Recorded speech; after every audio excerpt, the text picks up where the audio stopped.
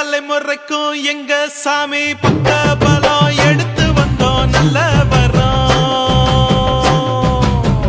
எழுஸ்வரம் எங்களுக்கு எப்போதுமே கூட வரும் எங்க புறம் பண்ணபுரம். முல்லையாறு முதலா முத்தமிடும் அந்த இடம் எல்லைகளை தாண்டி வந்த எங்க அப்ப பிறந்த இடம்.